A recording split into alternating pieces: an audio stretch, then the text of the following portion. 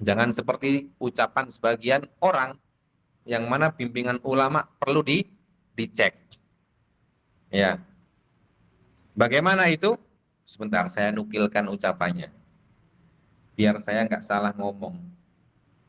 Nah, ya ini macam-macam ini anunya, modelnya, bahasanya. Nah, jadi ada yang mengatakan begini. Nah, ya disampaikan oleh salah seorang ustadz. Nah, ya kita ingin menukilkan ucapan ini, ya, dan kita mencoba, walaupun tidak disebutkan di sini siapa yang dimaksud, tetapi sebenarnya dalam masa fitnah kita semua harus menjelaskan.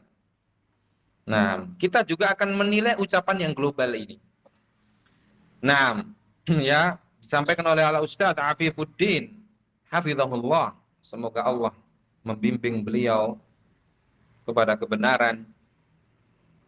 Ya, dan itu disampaikan di Malang pada tanggal 3 Safar 1445 Hijriah bertepatan dengan 20 Agustus 2023 Masehi. Berarti setelah daurah atau sebelum daurah Muzani yang kedua. Setelah, persis setelah daurah, tidak lama. Dan di daurah Imam Muzani yang kedua itu juga beliau ya dikirimi surat undangan, atau tepatnya kami, saya sendiri ya, waktu itu yang dikasih aman oleh masyayikh, sepakat asatidzah, dan kita runding sama masyayikh karena Syekh Abdullah Al-Bukhari hafizahullah berpesan. Afwan, ada yang di luar ikhwah?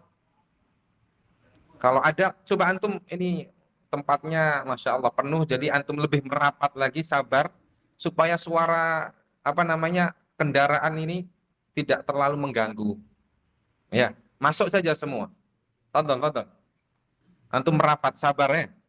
Desak-desakan untuk mendapatkan bagian yang besar dari Allah Subhanahu wa Ta'ala. Nah, ditutup saja pintunya. Nah, atau kalau tidak cukup di luar tidak apa-apa, ada speakernya di luar ya. Oh ya.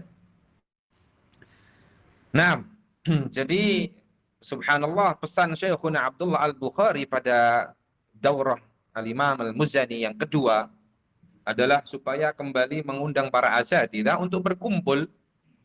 Nah, membahas, duduk bersama para masyayikh yang datang, dan beliau berpesan kepada Syekhuna Arafat hafizahullah taala wa ra'ah untuk menjadikan Syekhuna Abdul Ghani Ausat sebagai penengah, karena beliau yang paling ya tua dan insya Allah ya yang memang pantas. Nah, Syekhuna Arafat mempersilahkan Syekhuna Abdul Ghani untuk menjadi penengah supaya kita bisa bertemu dan berkumpul membahas bagaimana solusi dari fitnah yang ada ini.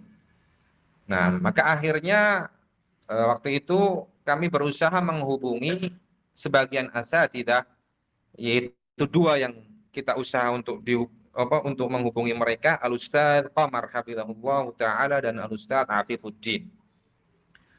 Nah, akhirnya yang ditunjuk untuk menghubungi saya dan Ustaz Musa hafizahullah. Ya sudah.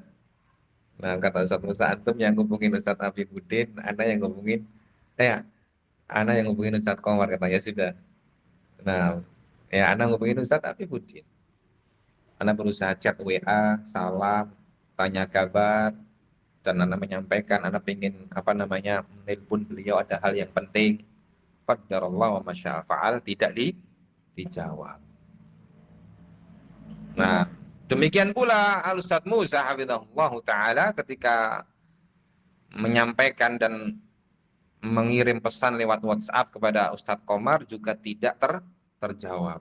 Wallahu a'lam, mungkin karena mereka sibuk dan kita masih menunggu. Waktu itu kita masih di Jember dan masih kita mengecek itu WA kepada beliau berdua barangkali nanti ketika kita di Jakarta atau di waktu itu kita ke Bogor menjawab, maka kita akan undang mereka juga. Ahlan wa sahlan. Nah, ternyata tidak ada jawaban dan tidak ada respon. Itu yang anak kirim kepada beliau, Al-Ustaz Afifuddin.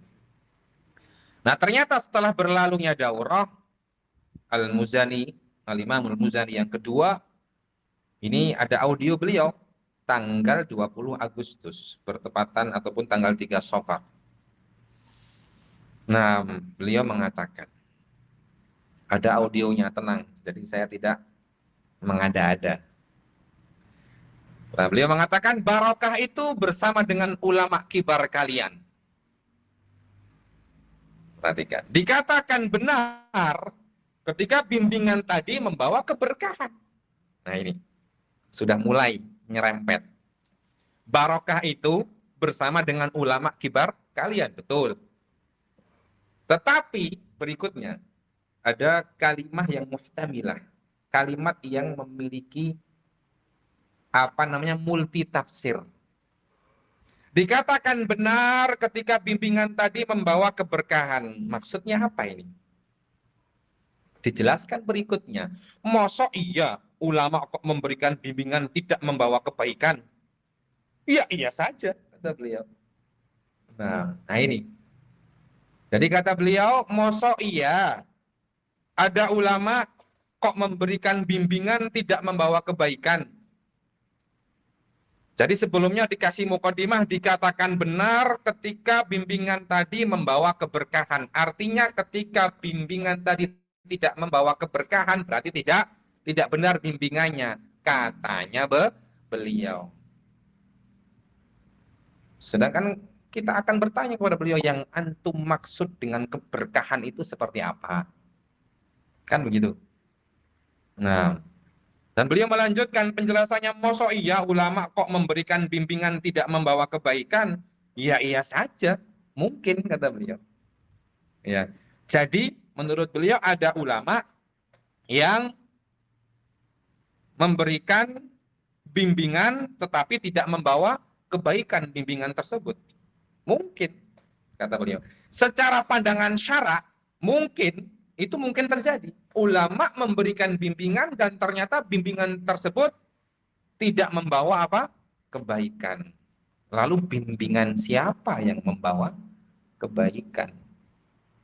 Nah, bimbingan ulama atau bimbingan orang-orang yang memposisikan diri sebagai ulama atau yang dianggap oleh sebagian orang sebagai ulama. Label ulama itu bukan label yang ringan dan mudah. Prosesnya panjang dan butuh persaksian dari para ulama juga. Siapa yang melabeli orang-orang tertentu sebagai ulama perlu dicek. Nah, ya, secara pandangan syara mungkin, dan mereka manusia biasa, iya kan? Perkataannya benar atau benar? Nah, tidak benar. Nah, secara pandangan syara itu mungkin, maksudnya berarti mungkin para ulama memberikan bimbingan, tetapi bimbingan tersebut tidak membawa kebaikan. Aduh, nah mumet ini. Bahaya. Meruntuhkan tadi apa? Tauqirul ulama. Memuliakan ulama, menghormati ulama. Nah, karena apa? Mereka manusia biasa. Mereka bukan orang yang maksum, memang betul.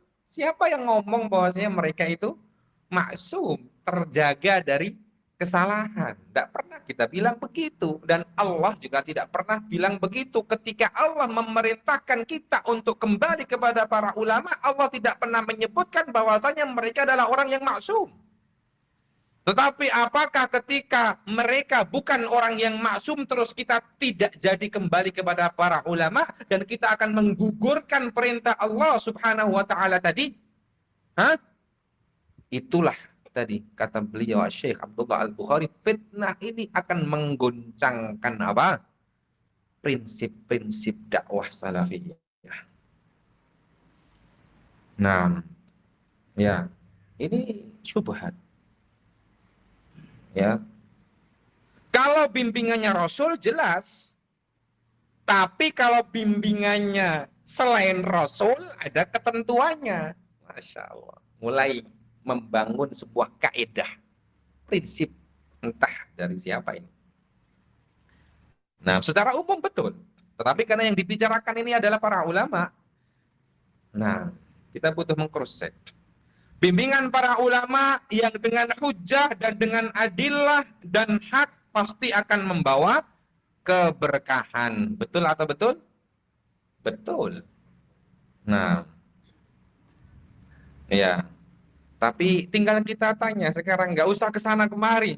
Tafadhol Ustaz, sekarang kita ini sedang menghadapi fitnah. Nggak usah bikin pusing. Aduh, kita sudah pusing ini. Nah, terus terang anak pusing. Capek juga ini. Nah, bicara. Nah, ya. Jadi apa? Ya, tinggal sebut sekarang di fitnah ini. Baik. Yang disebut dijuluki oleh Syekh Abdullah Al-Bukhari secara berkali-kali adalah fitnah yang dasarnya apa? Hududun nafs. Kepentingan pribadi atau hawa nafsu. Dijuluki oleh Syekh Arafah dengan apa? Fitnah al-mufarriqah. Fitnah para pemecah belah salafiyin. Ya. Tinggal kita cek bimbingan Syekhuna Abdullah Al-Bukhari untuk memberikan solusi dalam fitnah ini, manakah bimbingan beliau yang tidak dengan hujah dan menyelisihi Alkitab ataupun As-Sunnah ataupun prinsip-prinsip ahlu sunnah dan salafiyah ataupun menyelisihi kalam-kalam para ulama. Kita duduk, mari kita diskusi. Dan kita sudah berkali-kali ingin duduk dimanapun. Alhamdulillah kita selalu terbuka, di Indonesia mau di Madinah, mau kita secara pribadi, di depan ikhwah kita bicara baik-baik, di depan syekh, dan sudah dilakukan semua dan sudah terjadi. Di Jalsah Madinah, alhamdulillah di depan Syekhuna Abdullah Al-Bukhari, hafizahullah ta'ala, dan alhamdulillah ternyata ada ikhwah yang lain yang hadir pula, ikut menjadi saksi, ikhwah dari negara Maladewa, tetangganya India. Jadi, alhamdulillah ada saksi tambahan.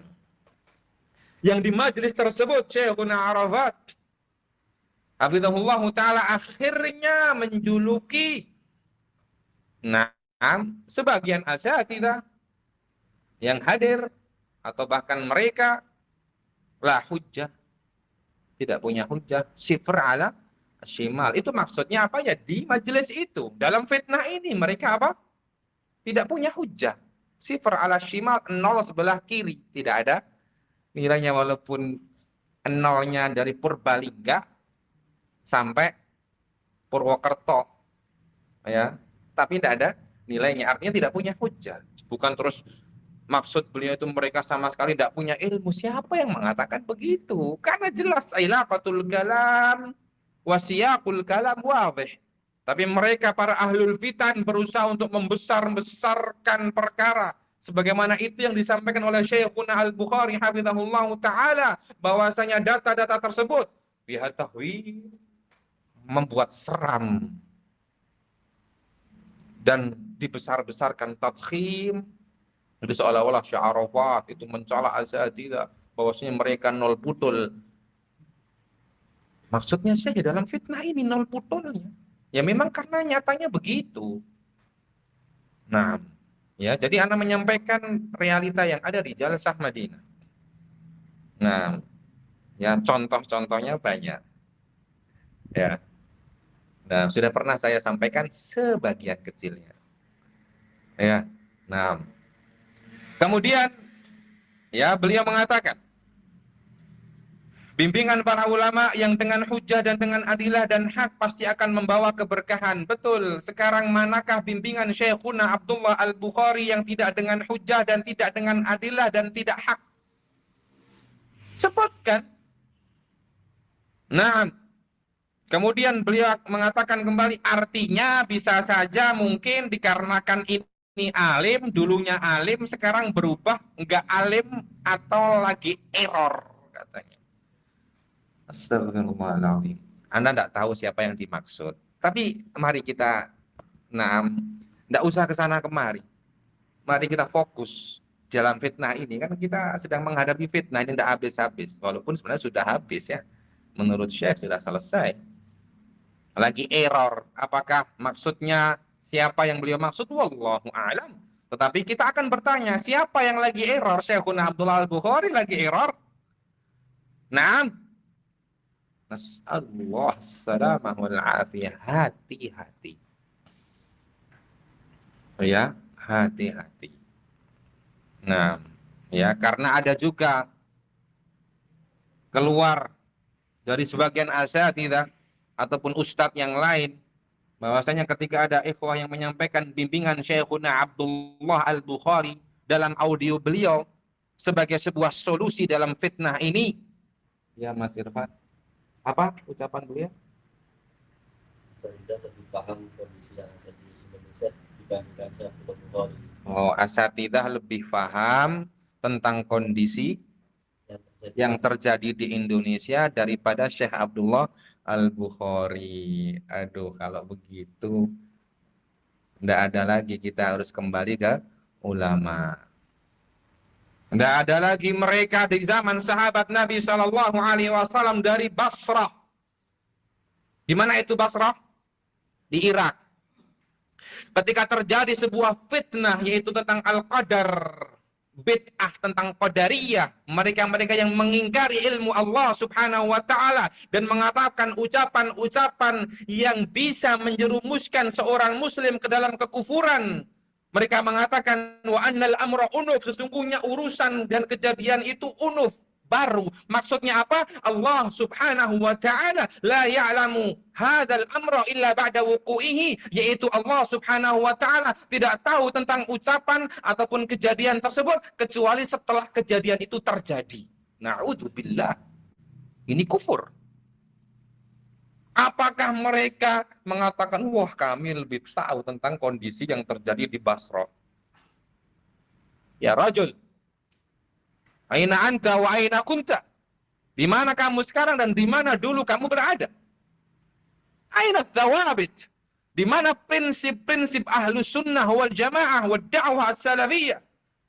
Mereka Ma'bad Al-Juhani beserta temannya Yahya bin Ya'mur pergi berdua sengaja ingin mencari sahabat Nabi Shallallahu Alaihi Wasallam yang masih hidup. Sengaja mereka pergi umroh atau haji, datang ke Makkah ataupun Madinah supaya bisa bertemu salah satu dari sahabat Nabi Shallallahu Alaihi Wasallam untuk kembali kepada beliau, meminta bimbingan kepada beliau tentang fitnah yang sedang terjadi itu di Basrah, di Irak, ribuan kilo dari Madinah. Terus apakah mereka mengatakan mereka para tulabul ilm di Basrah lebih paham terhadap apa yang terjadi di Basrah? Hakadha. Para ulama di zamannya Imam Ahmad rahimahullahu taala semuanya kembali kepada Imam Ahmad dari berbagai penjuru dunia. Syekhul Islam Ibnu Taimiyah rahimahullahu taala juga demikian. Sehingga ada risalah At-Tadmuriyah, risalah Al-Wasitiyah dari daerah Wasit, dari daerah Tadmur dan lain sebagainya. Nah, kemudian beliau berdua, Ma'bad Al-Juhani dan Yahya bin Ya'mur bertanya, pas bertemu dengan Humaid bin Abdurrahman. Affan. Nah, zakallah khair, sabqul lisan. Nah, Humaid bin Abdurrahman dan Yahya bin Ya'mur. Zakallah khair. Nah, ya, datang kepada Abdullah ibnu Umar dan menanyakan fitnah tersebut dan meminta bimbingan. Nah, maka Ibnu Umar radhiyallahu taala anhuma memberikan bimbingan kepada mereka berdua dan mereka kembali dengan bimbingan tersebut dan menyebarkan ilmu dan fatwa Abdullah ibnu Umar untuk menyelamatkan akidahnya kaum muslimin di Basrah, di Irak.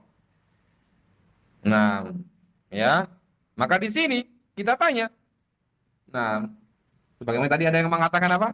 Asatidzah di Indonesia lebih paham daripada Syekh Abdullah Al-Bukhari. Dan ternyata ucapan yang semakna ini juga pernah disampaikan oleh salah seorang ustadz, hadanallah wa iyyah, Ustadz Qamar, hafizahullah ta'ala.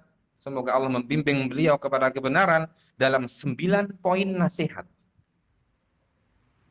Ya, salah satunya poin yang keempat, tidak usah nanya-nanya ke masyayikh. Nah, Allah memerintahkan kita untuk kembali ke ulama, ke masyayikh yang berhubungan dengan ulama. Nasihat beliau tidak usah nanya-nanya masyayikh karena hakikat kebenarannya sudah jelas dan kasus-kasusnya mereka juga sudah kita tahu, kata beliau. Lalu kenapa berbulan-bulan asatidzah menghubungi anak supaya disampaikan ke ulama? Kalau memang kasus-kasusnya mereka sudah ditahu, kebenarannya sudah jelas, ngapain capek-capek apa tanya ke ulama? Dari awal seperti itu kan alhamdulillah selesai, nggak pusing juga kita di sana. Nah, subhanallah. Nah, ya, kita kembali kepada ucapan Ustaz Afifuddin. Kemudian beliau mengatakan, ya, setelah mengatakan bahwasanya dikarenakan ini alim, dulunya alim, sekarang berubah, enggak lagi alim atau lagi error. Sekali lagi saya sebutkan, beliau tidak menyebut nama, ini umum. Ya, Ana tidak menuduh beliau mencela Syekh Bukhari, tapi ini ucapan yang umum. Tapi saya ingin menempatkan dalam kondisi fitnah sekarang ini karena ini bisa menjadi syubhat. Ya, yang akhirnya akan meruntuhkan prinsip tadi, memuliakan ulama, melaksanakan bimbingan mereka, ya, dan akhirnya bimbingan-bimbingan dalam fitnah ini diabaikan karena adanya apa? Ucapan-ucapan yang global. Hati-hati dari tadi yang sudah saya sebutkan dalam firman Allah Subhanahu wa taala surat Ali Imran, ciri-ciri siapa? Ahlul fitnah yang di dalam hatinya ada benih-benih penyelewengan apa? Apa mereka ciri-cirinya? Hah? Mencari ayat-ayat yang mutasyabih, yang samar. Ucapan-ucapan yang samar, yang global. Nah, ibtigha al-fitnah wa ibtigha ta'wili.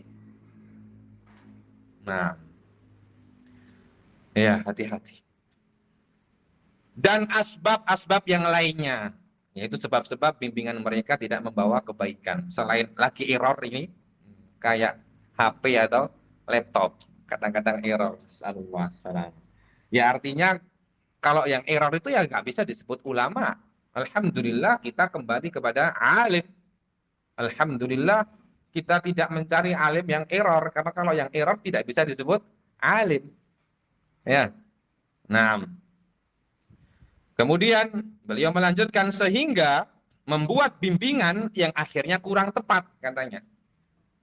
Ya, ini anak khawatirkan tadi yang mengatakan apa, asatidzah lebih paham. Artinya berarti kalau begitu bimbingan Syekh Bukhari tidak tepat karena beliau tidak paham. Wassalamualaikum. Nah, akhirnya apa? Tidak membawa keberkahan, kata beliau. Nah, ya, itu salah satu ucapan yang ya muhtamil, yang multitafsir dan berbahaya. Jangan ditiru. Nah, dan tinggal kita duduk bareng, Fadhil Ustaz, yang antum maksud siapa? Kalau memang yang antum maksud bukan bimbingan ulama di fitnah ini, jelaskan kepada salafiyin. Dan sebaliknya, mari kita sebarkan bimbingan beliau Syekh Abdullah Al-Bukhari hafizahullah ta'ala. Mari kita hasung salafiyin untuk melaksanakan bimbingan tersebut, dan begitu yang seharusnya dilakukan.